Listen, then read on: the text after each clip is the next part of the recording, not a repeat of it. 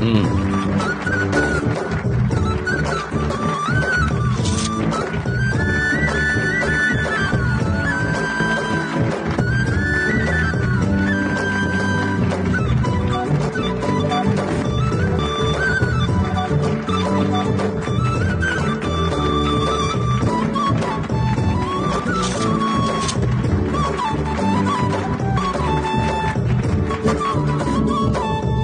எல்லாருக்கும் நான் கடைசியா ஒரு ஈன்ற பொழுதின் பெரிதுவக்கும் தன் மகனை சான்றோன்னு கேட்ட தாய் அப்படிங்கிற குரலை நான் 2 வார்த்தையை மட்டும் திருத்தம் செய்கிறேன்.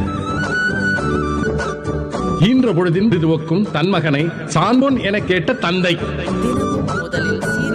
அப்படின்னு ஈன் பொழுதின் பெரிதுவக்கும் தன் மான்றோன் என கேட்ட மாமனார் அப்படி மாத்தி நான் சந்தோஷப்பட்டுக்கிறேன். மேலும் இந்த கல்லூரியில் படிக்கும் அனைத்து மாணவர்களுக்கும் ஒரு அமைந்திடவும் கல்வியில் அவர்கள் இறந்து விளங்கவும் நான் அவரை வாழ்த்தி நன்றி கூறி விடை. வணக்கம். வணக்கம்.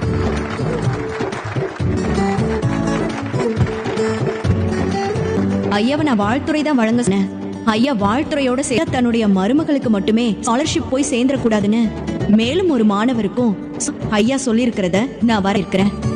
ஐயாக்கு என் நன்றியும் தெரிவிச்சுக்கிறேன். இப்போது இந்த விழாவின் அடுத்த நிகழ்வாக தேவைக்கான விருதை பெற வீரத்தமிழன் சேதுபதி அவர்களை உங்களுடன் பேச அழைக்கிறேன். எனக்கு இந்த மாதிரி மேடையில எல்லாம் பழக்கம் கிடையாது. உங்க மனசுக்கு தோன்ற விஷயத்தை பேசுங்க சார். ஓயா.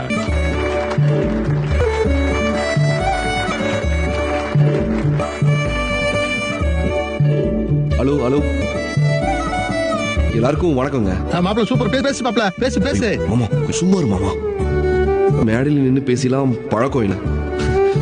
உண்மையை சொல்லணும்னா எனக்கு இங்க எப்படி இருக்கு, இப்படியே ஒரு தடவை நான் ஒரு 8th படிக்கிறப்ப என்ன தமிழ் தாய் வாழ்த்து பாட சொன்னாங்க. பாடிக்கிட்டு இருக்கும் போதே பாதியிலேயே மயக்கம் போட்டு விழுந்தவன் நான். அதுக்கப்புறம் இப்பதான் நான் மேடையில பேசுறதுக்காக ஏறி இருக்கேன். தெரியல, நான் படிச்சது என்னமோ 10ஆம் கிளாஸ் தான். 10ஆவதுல கூட நான் 2 பாடம். அதுக்கப்புறம் என்ன அப்ப எவ்வளோ படிக்க சொன்னாரு. எனக்கும் படிப்புக்கு ரொம்ப நான் தான் முடியாதுன்னு சொல்லிட்டேன். ஆனா மனைவி தமிழ்ச்செல்வி அப்படி இல்ல. டாக்டர் படிப்புல சேர்ந்து பரீட்சையில மதிப்பெண் எடுத்து எங்க அப்பாவை பெருமைப்படுத்திருக்காங்க.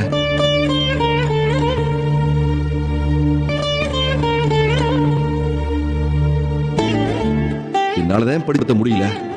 ஆனா ஒரு மருமகளா அவங்க பெருமைப்படுத்திருக்க, அதுல எனக்கு ரொம்ப சந்தோஷம். கருப்பு அம்மாச்சி, என் பேராட்டின்னு சொல்றான் பாத்தியா? பார்த்தேன் எல்லாம் கவனிச்சுட்டு தான் இருக்கேன்.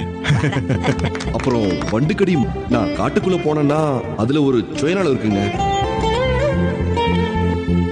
அது என்னன்னா இந்த உலகத்திலேயே எனக்கு ரொம்ப முக்கியம், நான் உசிரியே வச்சிருக்கேன், அது எங்க அப்பா.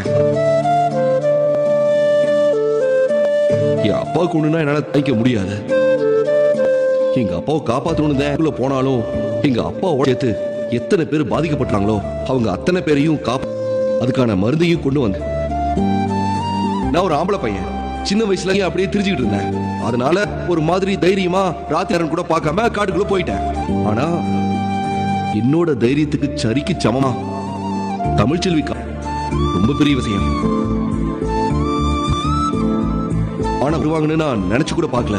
நான் ஒரு திசையிலையும் அவங்க ஒரு திசையிலையும் தான் அப்படியே மருந்தை தேடிட்டு இருந்தோம். திடீர்னு ஒரு ஆளல் சத்தம் இருந்துச்சுங்க.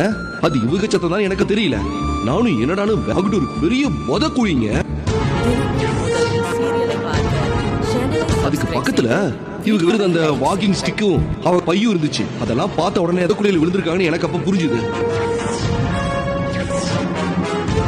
அதுக்கப்புறம் அங்க இருந்த ஒரு நீட்டமான குச்சிச்சு போராடி ஒரு வழியா வெளியே கொண்டு வந்து நான் காப்பாத்திட்டேன்.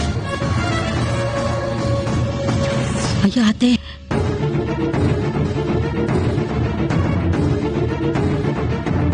ஆனா இந்த இது எங்க வீட்டு ஆளுங்களுக்கு கூட தெரியாது. ஒரு வேலை நாங்கிட்டு தாமதமா போயிருந்தாலும் இல்ல ஒரு வேலை இருந்திருந்தாலோ இன்னைக்கு தமிழ்ச்செல்வி யாரும் இந்த இடத்துல பார்த்திருக்க முடியாது.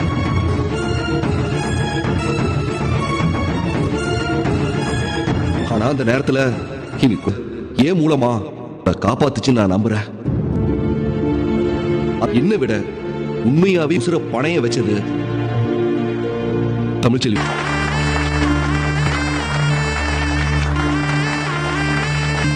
அந்த நேரத்துல கூட கர்ப்பமா இருக்கிற உன்னை யார் இங்கிட்டு வர சொன்னது? நீ மருத்துவ முகாமுக்கு போயிருந்தா அதுக்கு அவங்க முடியாதுன்னு சொல்லிட்டாங்க. விடியறதுக்குள்ள மாமாவுக்கும் சரி நம்ம மருந்தை எடுத்துட்டு போகணும். 2 பேரும் ஒரே திசையில போய் தேடணும்னா அது கிடைக்காம போகிறது கூட வாய்ப்பு இருக்கு. நீங்க ஒரு திசையில தேடி போங்க, ஒரு திசையில போய் தேடுறேன்னு அவங்க சொன்னாங்க. அதுக்கப்புறம் நாங்க திசையில போனோம். உண்மை சொல்லணும்னா எனக்கு முன்னாடி அவங்க தான் அந்த மருந்தை எடுத்திருக்காங்க. அந்த மருந்தாலதான் ஆரம்பா எங்க சின்னம்மா இன்னும் சில கிராமத்து ஆளுங்களை காப்பாத்த முடிஞ்சது. அதுக்கப்புறமா நான் கொண்டு போன மருந்து மூலமா முடிஞ்சது. இதாங்க அங்கிட்டு நினைச்சு நாங்க யதார்த்தமா எங்க குடும்பத்தையும் அந்த கிராமத்து மக்களையும் காப்பாத்துறதுக்காக. ஆனா அதுக்காக இன்னைக்கு ஒரு பட்டமும் விருதும் கிடைச்சிருக்குன்னு நினைக்கிறப்போ, அதனால வருங்காலத்துல நீங்களும் இது மாதிரி சுயநலம் பார்க்காம நான் கேட்டுக்கிறேன். ரொம்ப நன்றி.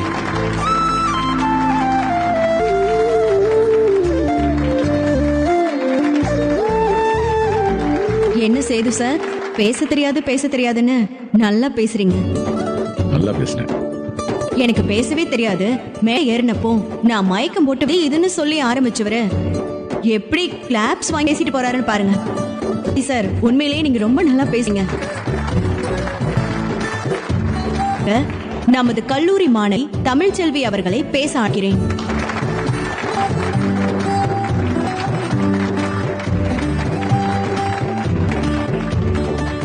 அனைவருக்கும் வணக்கம்.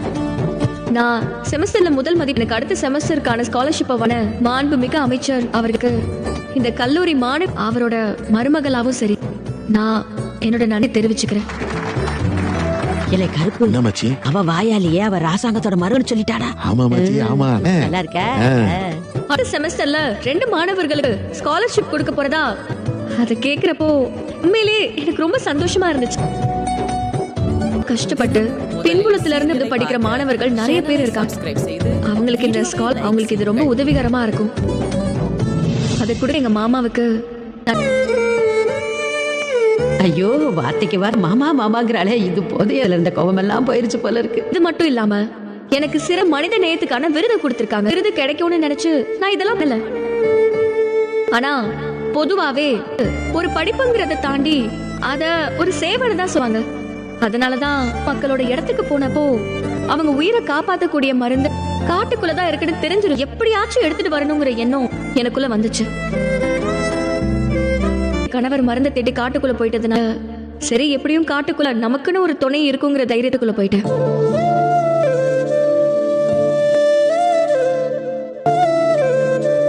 அம்மாச்சி, சேதுவ அவ கணவர்னு சொன்னா கவனிச்சியா? இல்ல, கமிச்சிட்டு தானே இருக்கேன்.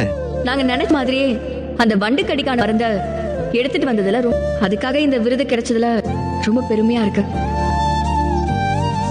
இந்த நேரத்துல ஒரு சில நன்றிகளை நான் உரித்தாகணும்னு ஆசைப்படுறேன். என்னோட கிராமத்திலயும் சரி என் வீட்டு பின்புலத்திலயும் சரி யாருமே என் படிப்புக்கு எங்க அம்மா என் படிப்பு துணை நிக்கணும்னு நினைச்சாலும் நினைக்கவே இல்லை. அடுப்பூத்துற பொண்ணுங்களுக்கு எதுக்கு படிப்பு?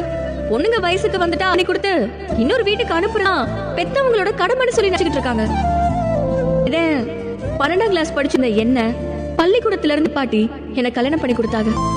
ஆனா அமைச்சர் ராஜாங்கம் ஐயா குடும்பத்தை நான் மருமகளா போனதுக்கு நான் ரொம்ப கொடுத்து வச்சிருக்கணும்.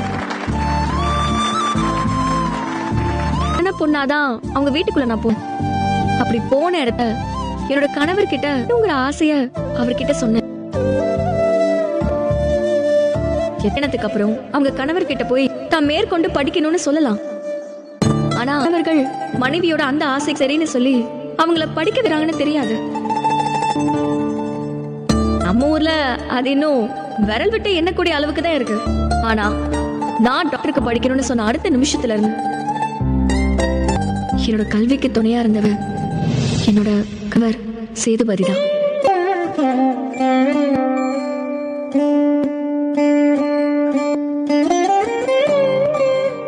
என்ன +2 எக்ஸாமுக்கு எழுத கூட்டிட்டு போய் மெடிக்கல் கோச்சிங் கிளாஸ் அனுப்பி நல்லபடியா என்ட்ரன்ஸ் எக்ஸாம் எழுத வச்சு ஒவ்வொரு பின்னாடி இருந்து உன்னால முடியும்னு சொல்லி என்ன ஊக்குவிச்சு இன்னைக்கு நான் எம்பிபிஎஸ் சேர்ந்து முதல் மாணவியா வந்திருக்கேனா அது என் கணவருடைய சப்போர்ட் இல்லாம நிச்சயமா.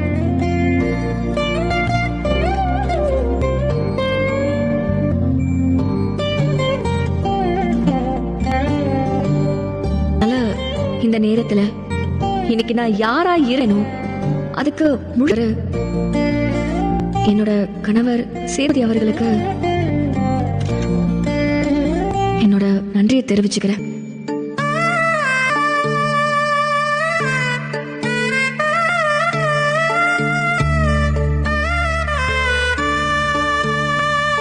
அனைவருக்கும்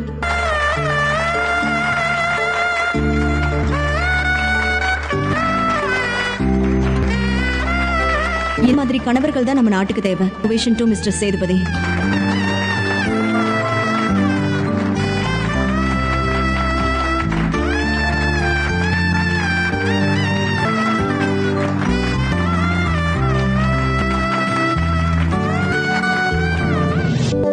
Congrats Tamil. Congrats Tamil Selvi. Thanks. Congrats Tamil. Thanks.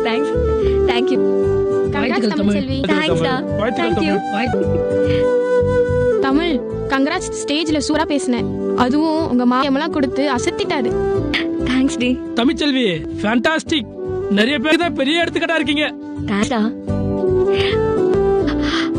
Tamil congratulations. உன்ன மாதிரி ஒரு ஸ்டூடெண்ட் கிடைச்சதுக்கு இந்த காலேஜ் ரொம்ப பெருமைப்படுது. நீயும் சரி, உன் மாமனாரும் சரி, உன் கணவரும் சரி, மேடையில ரொம்ப நீ 3 பேரும் பேச பேச ஆஹா இவங்க இவ்ளோ அழகான ஒற்று எங்களுக்கு ரொம்ப ஆச்சரியமா இருந்துச்சு. தமிழ் செல்வி, நான் ஒன்னு சொல்லலாமா? பொதுவா மேடையில பேசுறவங்க ஒருத்தருக்கு ஒருத்தர் பாராட்டி தான் பேசுவாங்க.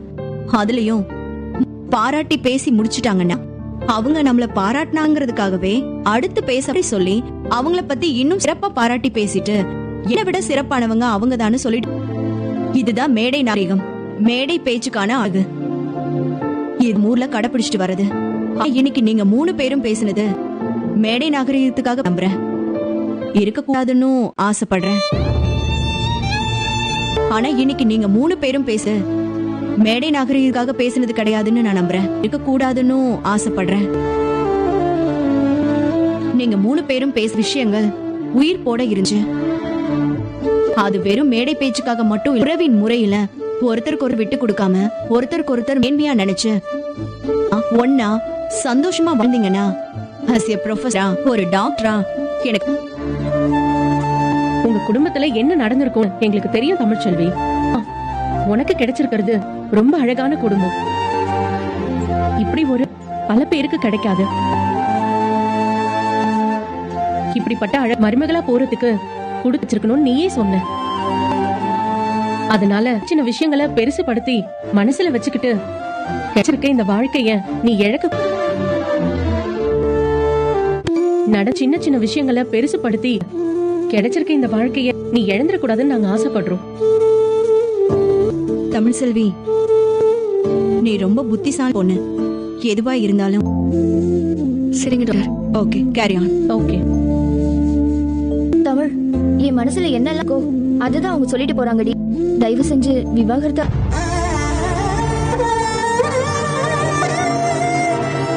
சொல்றேடி. நீ கம்மா இருக்கண்ணா, உன் வயித்துல நீ புள்ளையா இருக்கிறதுக்கு வாய்ப்பே இல்ல. இதுக்கப்புறம் நீ எனக்கு புருஷனும் கிடையாது, பொண்டாட்டியும் கிடையாது.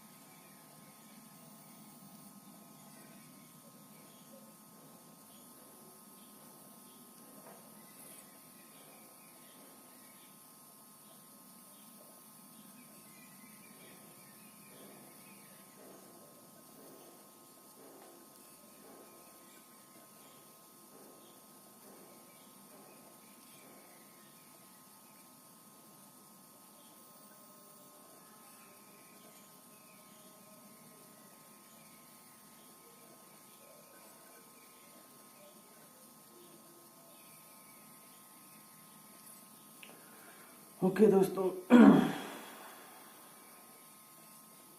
ये भी 8 मिनट का बन चुका है।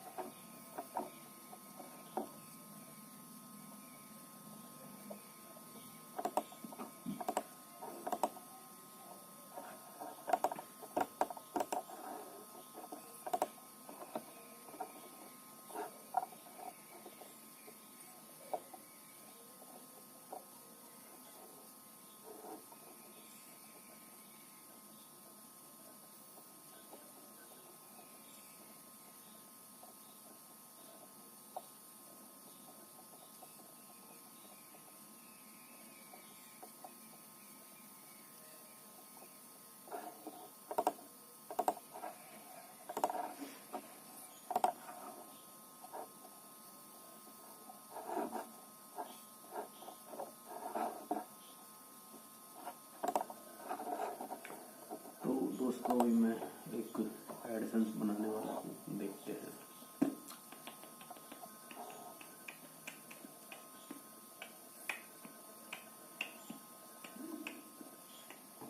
एक मिनट देखते हैं कितना हो गया है रे बाबा रे।